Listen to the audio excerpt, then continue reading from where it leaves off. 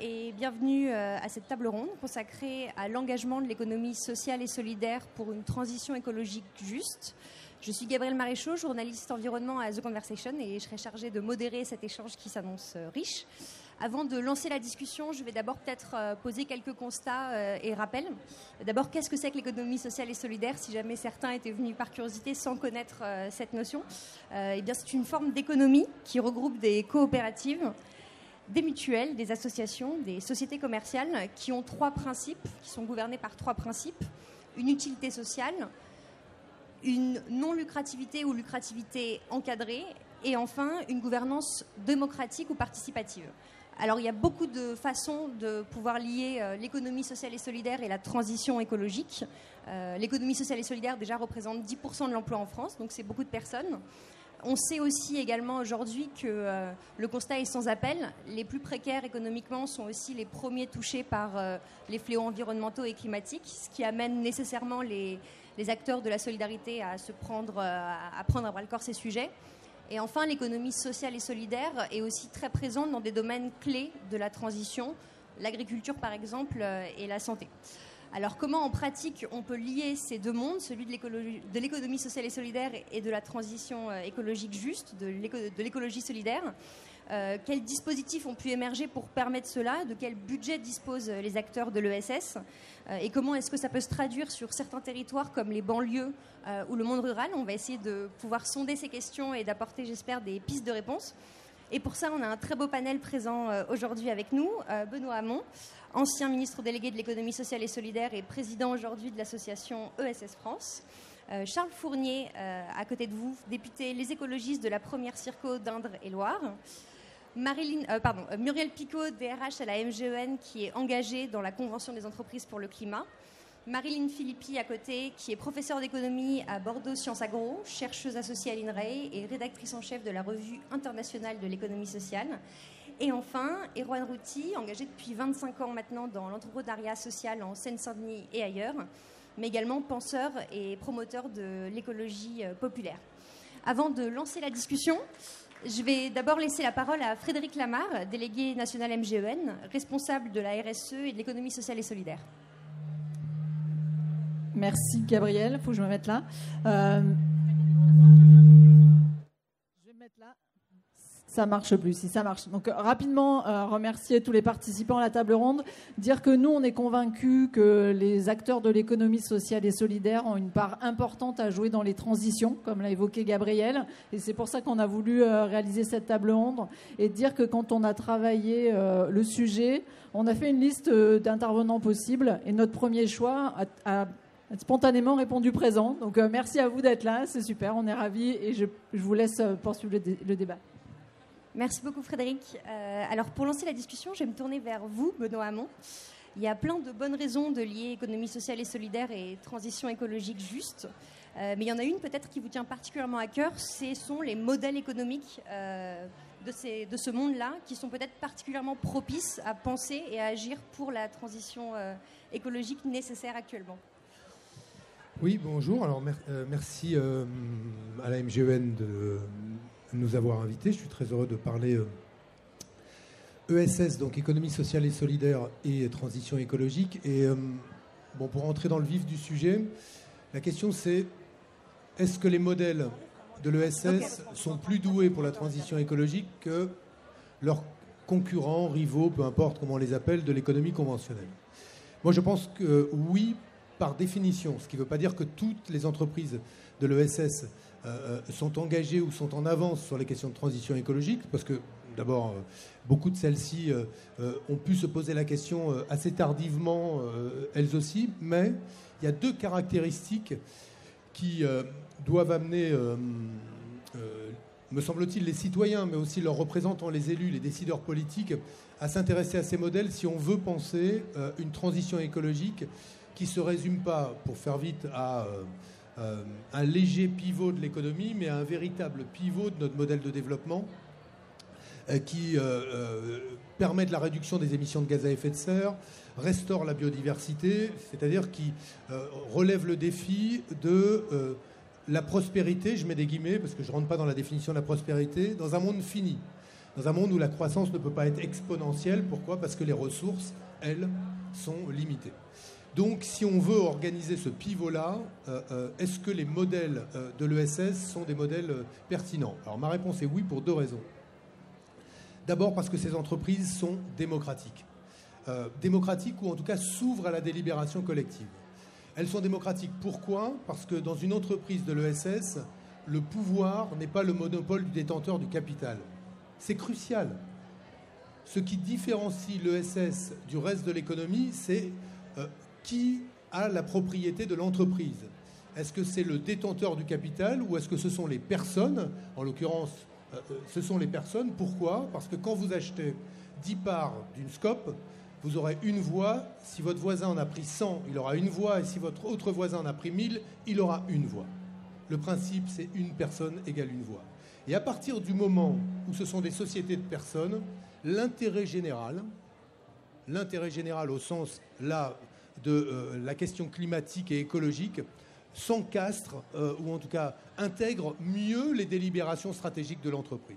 Alors, pas partout, pas tout le temps, pas forcément encore maintenant dans beaucoup de structures, mais il y a une forme d'hospitalité à l'intérêt général qui est plus grande dans les entreprises de l'ESS en raison de la gouvernance démocratique et en raison du fait que le monopole du pouvoir dans l'entreprise sociale et solidaire ou dans une association, une coopérative, une mutuelle, une fondation ou une société commerciale de l'ESS n'est pas, le monopole du pouvoir n'est pas entre les mains de celui qui détient le capital. La somme d'argent que vous mettez sur la table ne dit pas le poids qui sera le vôtre dans le conseil d'administration. C'est fondamental et ça change tout. Première chose.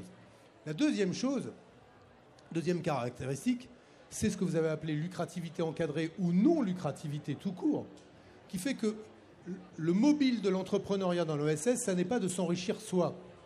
Si j'achète des parts d'une SCOP, là encore, je reprends les SCOP parce qu'on les connaît tous, je les revendrai peu ou près au même prix que celui auquel je les ai achetés. Donc je ne les achète pas pour m'enrichir moi, je les achète parce que l'objet social de l'entreprise prévaut sur le fait que je mette de l'argent et qu'un jour je retomberai sur mes pattes avec peut-être un peu plus d'argent à la fin qu'au début. Le mobile de l'entrepreneuriat n'est pas l'enrichissement personnel. Et vous voyez là qu'on a quand même 2 caractéristiques, l'enrichissement personnel et le monopole du pouvoir dans les mains du capital, qui expliquent à bien des égards pourquoi le modèle de développement sur lequel sont assis la prospérité d'abord des sociétés occidentales, pas que, mais d'abord des sociétés occidentales, est un modèle aveugle quand il s'agit d'embrasser la question de l'intérêt général, la question climatique et la question écologique. Un modèle aveugle, voire même un modèle ouvertement prédateur. Et donc je pense que, pour finir, si nous voulons engager la transition écologique, il faut davantage d'entreprises ou d'organisations non lucratives et démocratiques. Donc il faut augmenter la part de l'ESS dans l'économie française. Alors, on voit que le modèle économique est une chose, les intentions et les projets entrepreneuriaux en sont une autre. Comment est-ce que tout ceci est financé ou accompagné par l'État? C'est peut-être aussi le nerf de la guerre. Un gouvernement va bientôt être nommé dans les prochains jours. On pourra d'abord questionner les intitulés. Vous étiez ministre délégué de l'économie sociale et solidaire. On pourra regarder quels sont les intitulés. On pourra aussi regarder le budget. Et pour ça, je me tourne vers vous, Charles Fournier. Vous êtes du coup à l'Assemblée depuis 2022. Vous avez particulièrement regardé la part du budget qui était allouée à l'ESS l'année dernière et les années précédentes. Comment est-ce qu'on peut être optimiste à cet égard-là ou pas Alors, avant de répondre à votre question, juste préciser que j'ai été vice-président d'une région en charge de l'économie sociale et solidaire. Donc, je ne parle pas non plus de n'importe où. J'ai aussi cette expérience-là et j'ai été moi-même entrepreneur salarié dans une coopérative d'activité et d'emploi. Merci d'avoir donné un cadre qui rendait cela possible. Donc, j'ai une histoire avec l'économie sociale et solidaire. D'ailleurs, je voudrais le dire, c'est intéressant cette table ronde pour repolitiser aussi l'économie sociale et solidaire. Il n'en faut pas seulement plus. C'est le modèle. C'est elle qui a vocation à transformer l'ensemble de l'économie. Je travaille sur une proposition de loi pour faire rentrer les salariés dans les conseils d'administration des entreprises. Le programme du NFP dit 30%, moi je dis 50% à partir de 250 salariés. C'est quoi l'inspiration? C'est l'économie sociale et solidaire. Et donc, je pense que la transition écologique ne sera réussie que parce qu'on fera des entreprises, des sociétés au sens collectif du terme et que c'est aussi la force de l'économie sociale et solidaire, c'est qu'elle est collective, c'est qu'elle est démocratique et c'est à ce prix-là qu'on y arrivera. Alors oui, j'ai été rapporteur budgétaire pour avis. Donc pour avis, vous imaginez bien que ça ne sert pas à grand-chose, si ce n'est d'alerter les acteurs sur la situation réelle, sur le budget de l'ESS. Et je savais que ce n'était pas bien élevé, mais je ne savais pas à quel point c'était si faiblement élevé. Cela représente 0,0, encore un 0 et encore un 0, 46% du budget de l'État. Quand vous prenez la part directement dédiée à l'économie sociale et solidaire. Je ne suis pas tout à fait honnête, il faudrait rassembler les aides à la vie associative qui sont sur un autre programme budgétaire.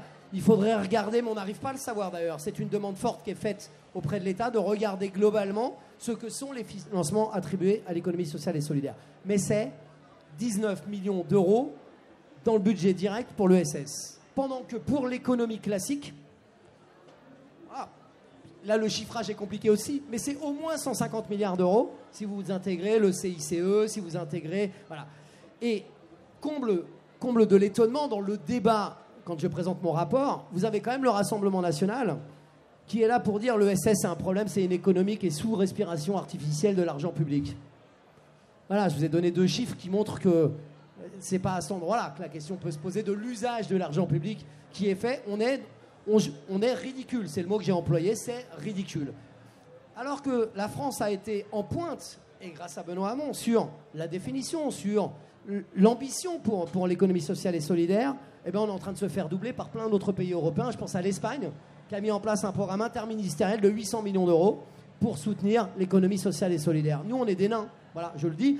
Alors, c'est pas qu'une affaire d'argent public, c'est aussi une affaire de place qu'on donne à l'ESS sur des programmes pour préparer l'avenir. France 2030. France 2030. Quelle vision de l'avenir ? Bah moi, dans la vision que j'ai du monde en 2030, c'est pas juste la technologie, c'est pas juste... Il y aura. Mais c'est aussi l'innovation sociale. Et ben, pour les acteurs de l'ESS, c'est une galère pour accéder à ce type de disposition. Ils n'ont ni place qui leur est dédiée, ni les conditions de répondre à ces programmes-là, en termes de trésorerie, sur de nombreux aspects où ils n'ont pas les reins assez solides. Et pourtant, je termine là-dessus pour ne pas être trop long, j'ai en tête un projet dans le Bordelais qui visait à répondre à 30% des problèmes d'économie solidaire, 30% c'est à la louche, portés par de nombreux acteurs de l'ESS. Eh ben, ils n'arrivaient pas à boucler le tour de table alors qu'ils étaient une réponse extrêmement concrète sur ce terrain-là. Pendant ce temps-là, on est prêt à financer. J'ai plein d'exemples en tête. J'en prends un seul. Pour fabriquer des semi-conducteurs, on est prêt à filer 3 milliards d'euros à une entreprise sur un territoire qui va consommer 20% de l'eau potable sans que personne n'ait été concerté pour savoir s'il fallait la partager, cette eau, et dans quelles conditions on allait le faire. Vous voyez, il y a quand même 2 poids, 2 mesures. Et il est temps, je crains que la nomination d'un gouvernement, puisque vous y faisiez référence, n'aille pas tout à fait dans ce sens-là. Mais en tout cas, il y a une bataille à mener. Et évidemment, j'essaierai d'y contribuer. Je suis devenu, c'est très symbolique, vice-président de la Commission des affaires économiques. Mais au moins, ça permet d'insérer des éléments dans l'ordre du jour. Donc celui-là, je crois qu'il faut absolument le mettre. Et moi, je parlerai bien de ESS, parce que je crois qu'il faudrait rajouter le mot écologique, parce que je crois que on a réussi quelque chose. Et le mouvement des Gilets jaunes, toute cette phase-là, y a contribué à faire que le lien entre l'écologie et la question sociale soit intimement lié. Et donc, il faut tout faire pour ne jamais redéfaire ce lien-là, parce qu'il est central. Et évidemment, il est au cœur de tous les combats qui nous animent. Merci, Charles Fournier. Du coup, si je résume, 19 millions, c'était l'année dernière le budget direct alloué à l'ESS. Et pourtant, c'est 10% des salariés en France. Et parmi ces salariés, il y a votre voisine, Muriel Picot. Vous êtes du coup DRH à la MGEN et au sein d'une entreprise du coup d'économie sociale et solidaire, vous avez aussi décidé de vous engager dans une démarche qui est celle de la Convention des entreprises pour le climat, dit CEC. Est-ce que vous pouvez nous en parler et nous dire qu'est-ce que peut faire, qu'est-ce que c'est que cette Convention des entreprises pour le climat ? Bien volontiers. Alors la CEC, la Convention des entreprises pour le climat, a été créée en 2020 et elle a pour objet en fait d'organiser des parcours de prise de conscience et de transformation pour des décideurs économiques. Ça passe par prendre conscience de notre dette écologique et des parcours qui visent à mobiliser l'intelligence collective en créant des réseaux pour identifier des solutions qui ont pour vocation, elles aussi, à essayer de réduire la dissonance qu'il y a entre nos enjeux écologiques et nos priorités économiques. Nous avons, donc avec Alexandrine Devalois, directrice de distribution marketing, nous sommes engagés dans ce parcours. Alors, on s'est engagé dans le monde financier, ce qui peut paraître un peu étonnant pour une entreprise de l'économie sociale. Et en fait, pourquoi on s'est engagé dans le monde financier ? Parce qu'on partage une conviction, et Benoît l'a dit, en fait, ces solutions, elles ne trouveront du sens et elles ne trouveront un écho dans notre monde économique que si on passe par une capacité collective à repenser nos investissements et à repenser la construction de nos modèles économiques. Construire une nouvelle boussole de mesure de la valeur, où il faut qu'on arrive à passer d'un modèle où on est sur des logiques de construction, de production, de chiffre d'affaires à court terme, à une logique de profit durable, où finalement on pose la valeur plus sur du service que sur de la production. Et donc ça nous a amené évidemment à nous engager dans ce dispositif. Pourquoi j'y suis allée ? Double objectif personnel, parce que je crois qu'il y a une responsabilité par rapport à la dette écologique qu'on laisse à nos enfants. Et puis professionnel en tant que DRH, un enjeu humain très fort, où il nous faut anticiper toutes les évolutions qui sont induites par ces transformations. Et dans les transformations, j'y mets aussi la transformation numérique. Et donc, je serai amenée à donner quelques exemples tout à l'heure, mais on a travaillé sur notre feuille de route 2035, une feuille de route avec 8 engagements, identification de leviers, et nous aussi, on a mobilisé en interne l'intelligence collective, on a mobilisé des acteurs internes pour travailler sur notre feuille de route et embarquer plus largement notre COMEX autour de ces engagements. Merci beaucoup. On reviendra effectivement plus tard pour savoir qu'est-ce que concrètement ça implique et sur quoi ça peut déboucher de participer à la CEC. Une autre initiative qui permet de penser du coup comment articuler économie sociale et solidaire et écologie populaire, c'est celle de la RTE. Et pour ça, je me tourne vers vous, Marilyn Filippi. La RTE, c'est donc la responsabilité territoriale des entreprises. On entend de plus en plus parler de RSE, ça rend certains sceptiques. Qu'est-ce que c'est que la RTE et pourquoi est-ce que ce concept a dû naître ouais. Merci beaucoup. Bonjour à toutes et à tous. Et merci à la MGEN de cette invitation et de mettre en avant cette responsabilité territoriale des entreprises. Et justement, ma voisine vous a bien expliqué la façon dont, en s'engageant pour le climat, on change le modèle d'action et on change les stratégies, la façon de se projeter dans la société. Donc, la responsabilité territoriale des entreprises, c'est quoi ? C'est le fait d'entreprendre collectivement et en responsabilité pour le bien commun. Ce qui change avec la responsabilité sociale, c'est qu'en fait, on a une inversion de logique. On part du collectif et on va partir également des besoins des personnes. Et c'est la raison pour laquelle on s'inscrit dans un territoire. Le territoire, c'est quelque chose qui est construit par les actions, par les projets des différents acteurs, qu'ils soient de l'économie sociale ou solidaire ou pas. Mais en même temps, l'idée, c'est vraiment de construire des réponses concrètes pour les transitions.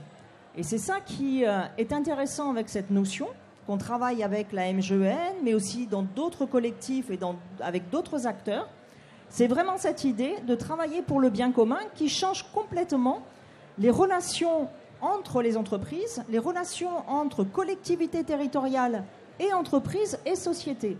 Et faire société aujourd'hui, c'est indispensable parce qu'à travers les transitions, on le voit, l'accroissement des inégalités socio-économiques, changement climatique, les pertes de biodiversité font toujours reporter finalement sur les plus fragiles le coût et la stigmatisation, alors qu'en fait, la solution, elle doit être co-construite tous ensemble.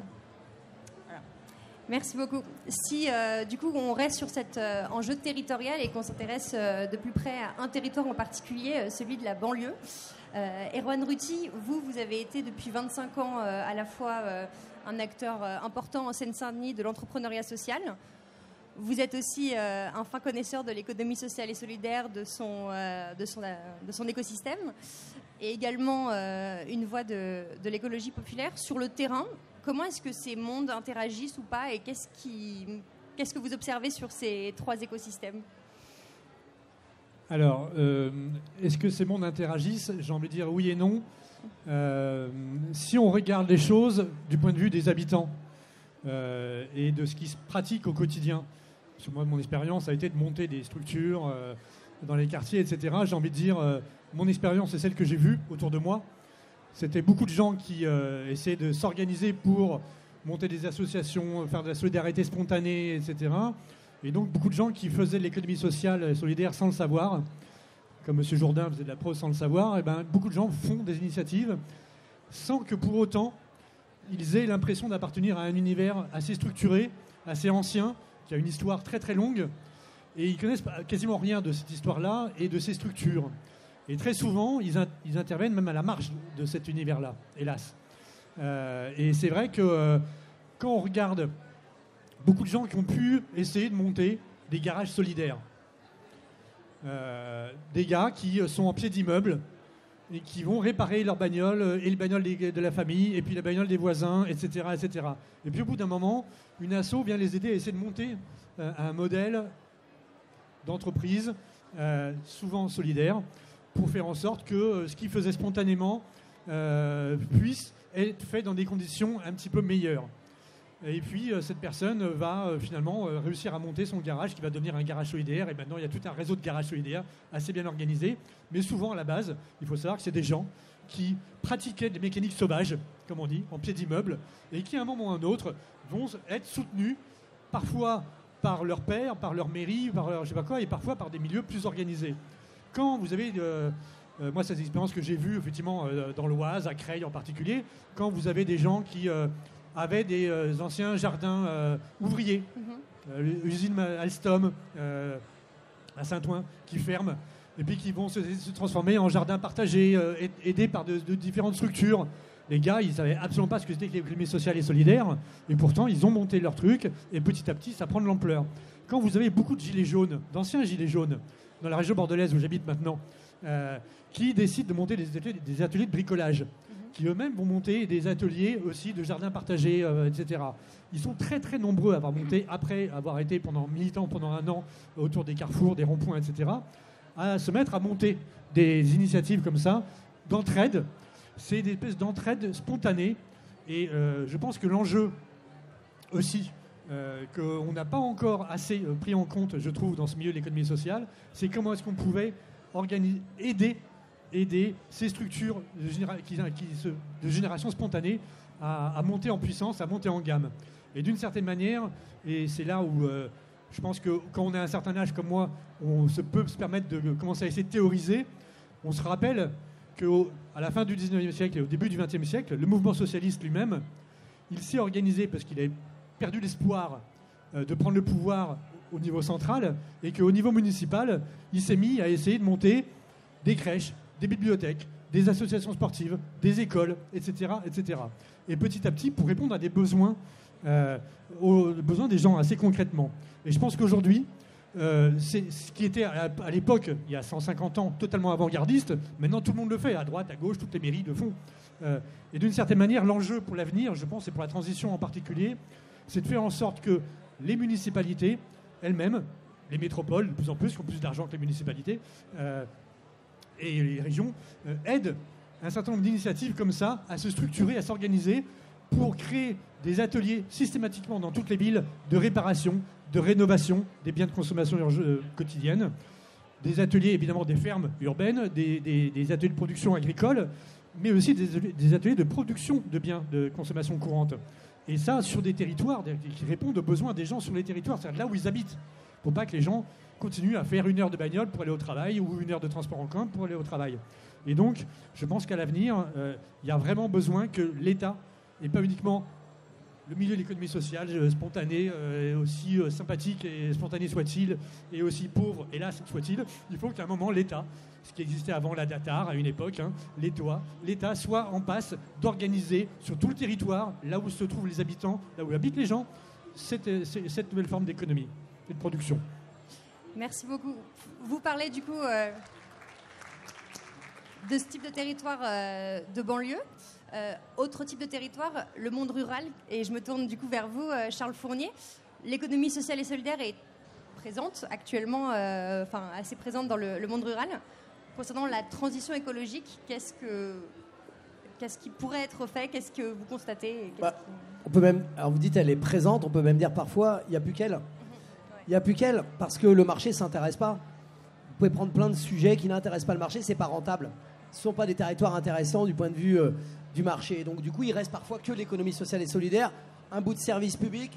Et d'ailleurs, on voit bien dans ce qui est dit là que ça se rejoint. C'est-à-dire qu'on a un service au public qui peut être rendu par des acteurs de l'ESS et qui a peut-être à réfléchir sur ce que j'appelle le service public citoyen, qui doit être doté des capacités à faire de manière structurante pour que ça ne soit pas simplement le bricolage de pieds d'immeubles qui est à l'origine, mais après c'est comment tout ça se structure et devient un service durable, permanent, structurant, dans lequel on peut se reconnaître. Et je crois effectivement que là, dans beaucoup de territoires ruraux, vous regardez l'état de l'emploi, c'est pas 10% comme vous avez dit tout à l'heure. En moyenne nationale, c'est 18% dans les territoires ruraux. Mais vous regardez dans certains territoires, c'est 30% si vous intégrez les coopératives agricoles. Et donc en fait, l'essentiel de ce qui reste dans ces territoires-là, c'est l'économie sociale et solidaire. Et au moment où on parle beaucoup des fractures territoriales, moi je crois que l'avenir s'invente aussi dans les campagnes. Alors j'emploie cette phrase à dessein parce que je suis dans une région qui a créé un dispositif absolument extraordinaire. J'en suis pas une des chevilles ouvrières, mais surtout une maire d'une commune rurale qui s'appelle Michel Rivet, à qui je rends hommage, qui s'appelait Idées en campagne. Et c'est un dispositif de soutien aux coopérations territoriales entre tout type d'acteurs, sans règle. On n'est pas obligé d'être une asso, une entreprise, une commune, un collectif d'habitants, tout le monde peut rentrer dedans. Dès lors que vous portez une initiative commune pour votre territoire. Et dedans, on peut vous soutenir un projet A, un projet B, un projet C, et on peut le soutenir en fonctionnement, et on peut le soutenir en investissement. Et bien vous regardez sur l'ensemble des initiatives qui ont été prises, ça fait 2 mandats que ça existe, franchement regardez, il faut aller revendiquer ça pour d'autres régions. Ce sont toujours des acteurs de l'ESS qui ont été à l'origine des initiatives qui ont été portées. Et on a créé des micro-filières économiques dans les territoires, et on a inventé de la mobilité solidaire, et on a repris des activités qui étaient en train de se casser la figure sous forme de scope, et je pense là, c'est un peu plus éloigné, à Duralex, mais je pense par exemple dans ma ville, une salle de spectacle qui s'appelle Haut et du Bateau, qui est une salle qui avait disparu, qui a été reprise par une SIC, par des habitants. Ils ont tous mis 100 € pour acheter d'une part, il manquait 100 000 €. Moi, avec la région, avec ce dispositif, j'ai mis les 100 000 € qui manquaient. Et aujourd'hui, cette salle, elle fonctionne, elle est partagée, c'est les habitants qui en gèrent la production. C'est absolument extraordinaire. Voilà, et ces réponses-là, c'est avec l'ESS qu'on peut les fabriquer. Et donc, les territoires ruraux ont besoin de cette coopération. Ils le savent particulièrement. C'est vrai dans les quartiers populaires, mais c'est particulièrement vrai dans ces territoires-là. D'abord parce que c'est eux qui sont là, mais c'est aussi parce que l'innovation est là. Et je voudrais...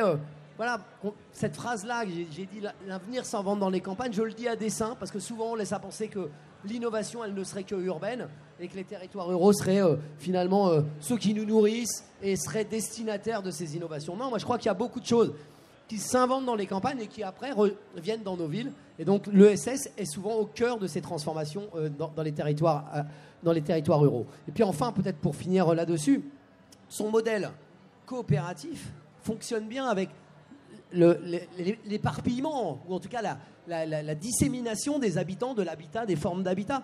Le fait que cette forme-là, on apprenne à coopérer, rend possible, finalement, dans les territoires ruraux. Je pense que les coopératives d'activité d'emploi, par exemple, c'est une réponse absolument géniale pour des entrepreneurs qui, du coup, sont pas seuls, sont avec d'autres, mais peuvent vivre éloignés des autres. Et donc, c'est quand même ça qui était extrêmement intéressant. Donc oui, je crois que pour l'avenir des campagnes, c'est avec l'économie sociale et solidaire. Et encore une fois, je le dis, pour moi, c'est le modèle. Elle a vocation à transformer tout le reste. Merci beaucoup.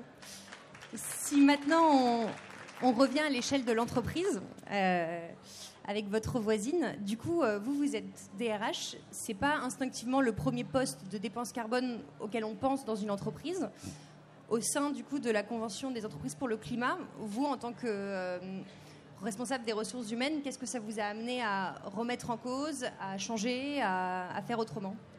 Alors là, je vais porter plutôt la parole de MGEN dans sa mobilisation autour de cette convention. Alors, il faut savoir que MGEN, en tant qu'entreprise de l'économie sociale dans le monde de la santé, elle a un impact indirect sur le bilan carbone, notamment à travers le remboursement de soins qui ont un impact sur la production de médicaments et l'hospitalisation. Donc c'est là où on a un impact indirect carbone qui représente à peu près 40% de notre bilan carbone.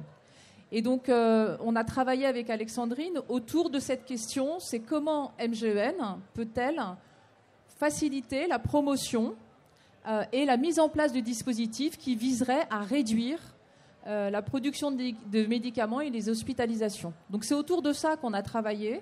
Et donc on a mis en place 8 engagements et des leviers pour y répondre.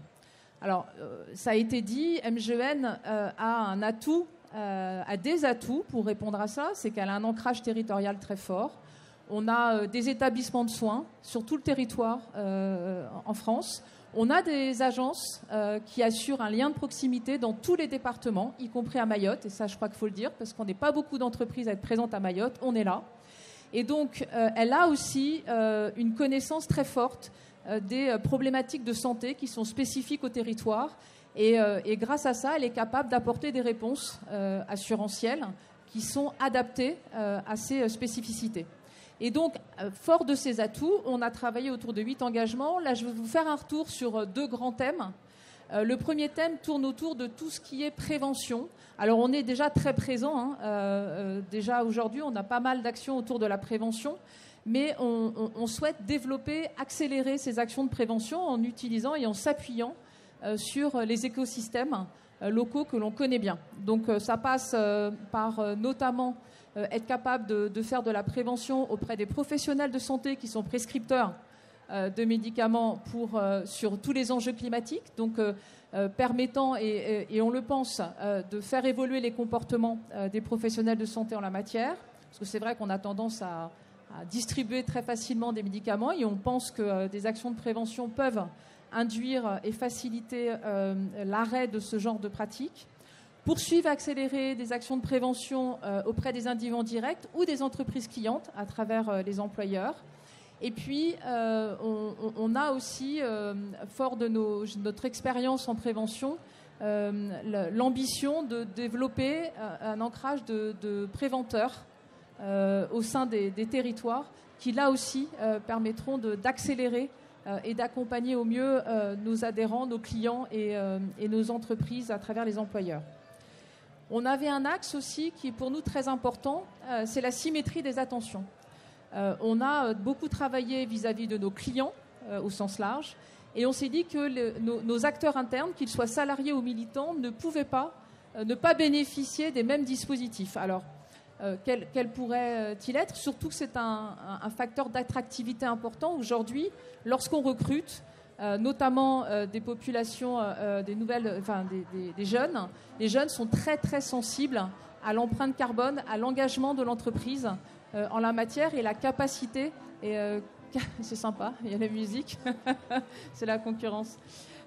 Et donc derrière ça, on a développé un certain nombre de dispositifs RH. Alors déjà, en responsabilité, on a une démarche pour anticiper ce qu'on appelle la gestion des emplois et des parcours professionnels, mais ça c'est très important, c'est-à-dire veiller à l'employabilité des collaborateurs, c'est aussi la capacité à transformer les métiers en anticipation, prenant en compte ces transitions écologiques, environnementales et numériques. Actuellement, on est en train de négocier un accord autour de la qualité de vie au travail, et donc à travers cet accord, on va renforcer tout ce qui tourne autour finalement de l'inclusion des diversités et la capacité à proposer à nos collaborateurs le mieux vivre ensemble. Et donc notamment c'est autour de la parentalité, c'est autour de la problématique des aidants. On a de plus en plus de personnes qui sont accompagnantes de personnes en fin de vie. Et ça aussi, ça fait partie des combats MGEN et on souhaite faire bénéficier de dispositifs spécifiques à nos salariés. Enfin, dans l'ancrage territorial qui est le nôtre, on a développé et on va renforcer ça encore, pas mal de dispositifs autour de référents qualité de vie au travail, c'est-à-dire des acteurs qui sont capables d'accompagner au plus près des situations de vie qui sont parfois complexes de nos salariés ou de nos militants. Et enfin, là où on va travailler, on y a commencé, c'est tout ce qui est partenariat externe.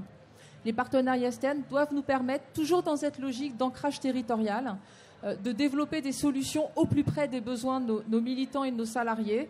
Alors je pense notamment à des partenariats d'assistance. On a un réseau d'assistantes sociales. On a aussi un réseau autour du Cancer at Work qui permet là aussi de garder l'employabilité de salariés qui sont atteints de cancer et le retour à l'emploi. Et on est en train de travailler, là cette fois-ci ça fait partie de notre feuille de route, sur des partenariats autour des ESAT qui pourraient être spécialisés en assurance et, et avec lesquels on souhaite s'engager. Voilà très brièvement un peu les différents champs d'action issus de nos travaux feuille de route. Merci beaucoup. Marilyn Philippi, vous avez également travaillé notamment avec les MGEN sur savoir comment la responsabilité territoriale des entreprises pouvait se concrétiser. Qu'est-ce que ça a donné du coup également comme feuille de route, comme piste d'action possible au sein d'une entreprise ou d'une organisation? Non, là je crois qu'on vient d'entendre toutes les facettes de l'engagement, du changement qu'on peut avoir à la MGEN sur la prise en compte des besoins, sur la prévention, sur la différence de territoire, des territoires comme Mayotte en difficulté, mais ça peut être aussi les territoires urbains. Quel que soit le territoire, s'adapter, créer, innover. Et je crois que Benoît Hamon l'a bien exprimé tout à l'heure. L'économie sociale et solidaire, elle a une capacité d'adaptation, d'innovation qui est liée à l'humain et au fait de mettre l'humain au cœur du réacteur. Et ça change fondamentalement la façon d'aborder et de créer des solutions. Ce qui fait la force de l'économie sociale et solidaire, c'est cette capacité de résilience et de, contre l'adversité, arriver à trouver des solutions concrètes. Aujourd'hui, on est face aux questions de transition agroécologique, de transition énergétique, mais aussi de transition climatique, mais numérique, d'éducation, et ça, de démocratie. Et ça, l'économie sociale et solidaire, elle invente des solutions, elle invente des réponses. Alors évidemment, elle le fait parce qu'elle s'ancre sur un territoire, elle s'adapte aux projets, aux histoires de territoire, mais en même temps, elle le fait avec d'autres parties prenantes. C'est ça sa force. C'est vraiment une économie sociale et solidaire qui est ouverte sur les autres, qui met l'humain au cœur.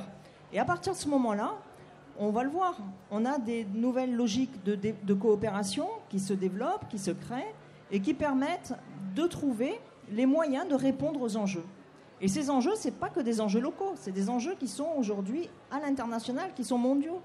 Et la reconnaissance qu'on a de l'économie sociale et solidaire, par exemple par l'OIT en 2022 ou par l'ONU, montre que c'est un modèle qui est peut-être pas paillette, effectivement, mais par contre qui est efficace et qui montre qu'il y a des façons de pouvoir agir, entreprendre, prendre en compte toutes les personnes, quel que soit leur statut, que ce soit des migrants, des gens qui n'ont pas droit à la parole, mais de les prendre et de les aider à avoir une dignité, à retrouver soit du sens de l'engagement, soit du sens dans leur travail, soit du sens dans leur vie, dans leur quotidien.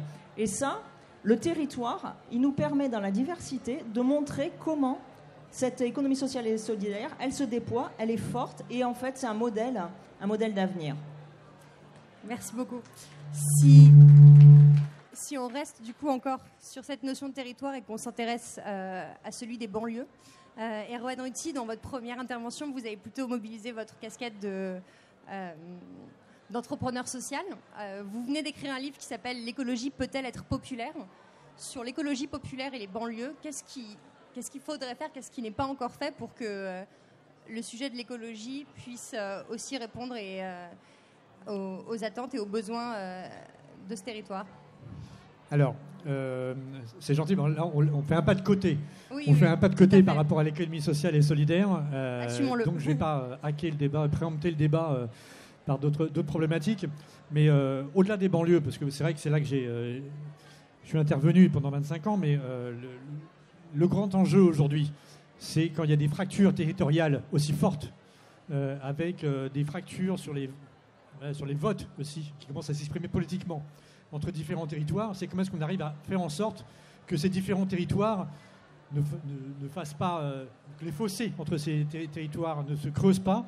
Et donc, on est obligé d'essayer de réfléchir à comment est-ce que l'économie de la transition, dans le futur, ne soit pas produite et préemptée par une petite minorité de gens, comme l'économie libérale qui s'est imposée à partir des années 80, d'une certaine manière, a exclu toute une partie de la classe ouvrière, a détruit toute une partie de la classe ouvrière en Occident.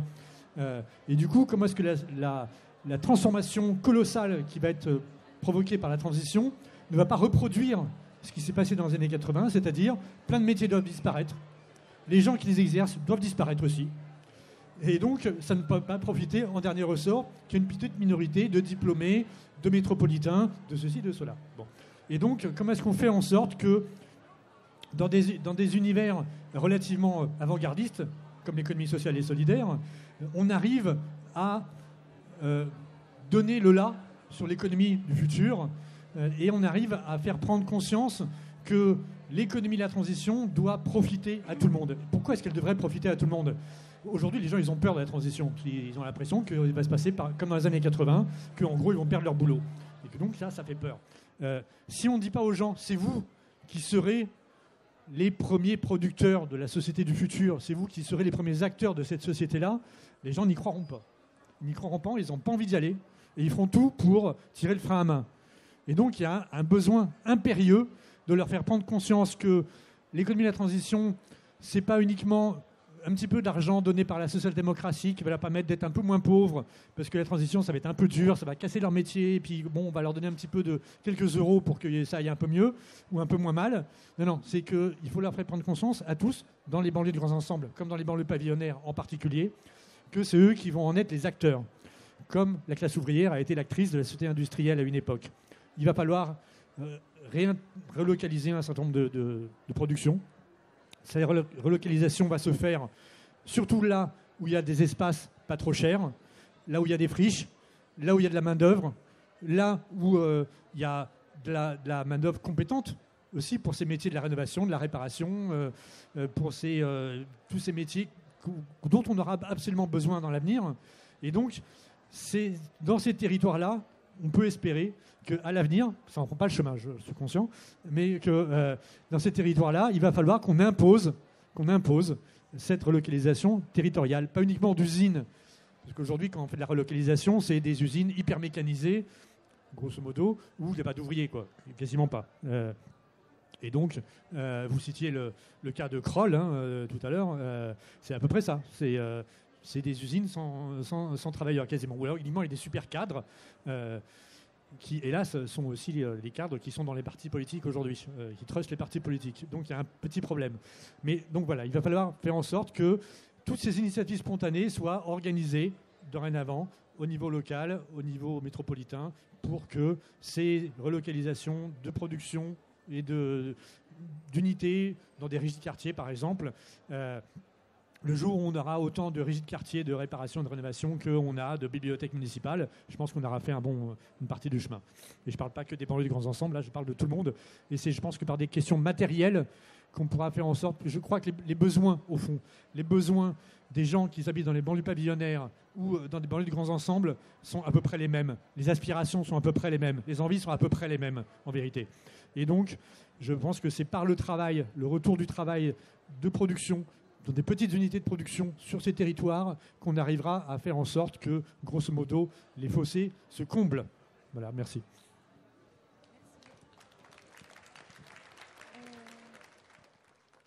On s'approche de la fin du débat et du coup, je vais peut-être vous laisser le mot de la fin, Baudouin Hamon.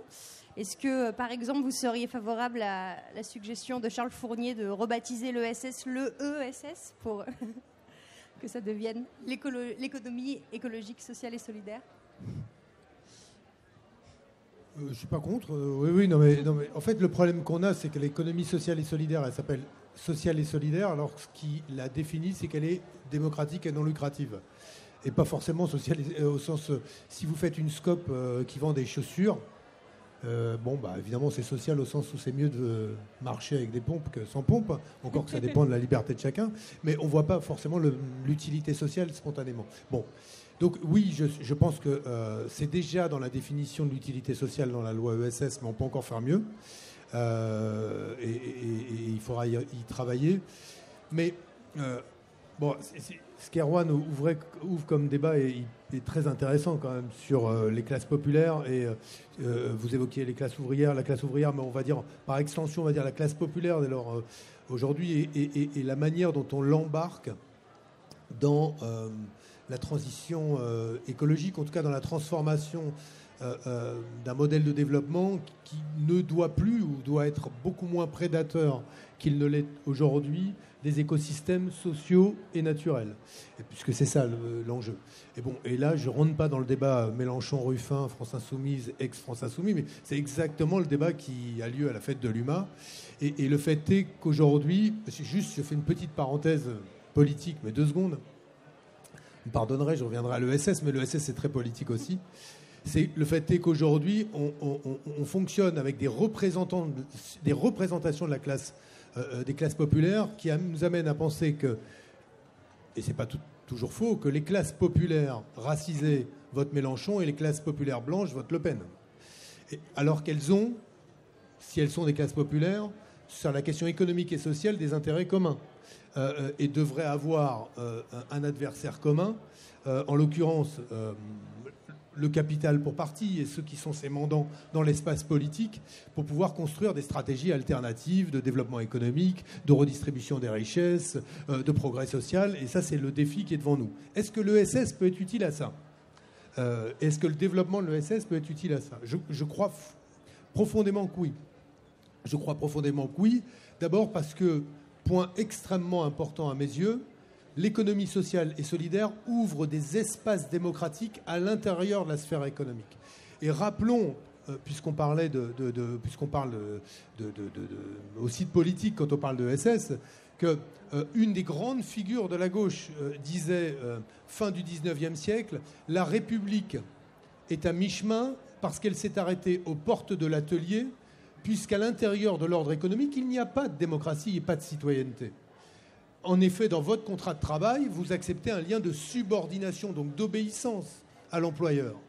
Lien d'obéissance qui empêche la citoyenneté, puisque j'obéis à la décision de celui qui achète mon travail en me versant un salaire. Et cette question-là, elle est magistrale, elle est fondamentale, puisqu'il nous faut répondre, et l'ESS répond oui, on peut faire la démocratie dans l'économie, il nous faut répondre, voulons-nous étendre le domaine de la démocratie à l'ordre économique? Et tout de suite, on vous répondra, mais attendez, on ne peut pas faire de longues délibérations, on ne peut pas perdre du temps, un instituteur ne peut pas diriger, par exemple, un jour la MGEN, puis ensuite le groupe Vive et se retrouver à la tête du CESE. C'est ça qu'on vous dira, parce qu'il ne serait pas compétent. Je parle de Thierry Baudet. D'ailleurs, au passage, là, je vais faire des paquets de parenthèses. Se poser la question du fait qu'il soit Premier ministre, ce qui est insupportable.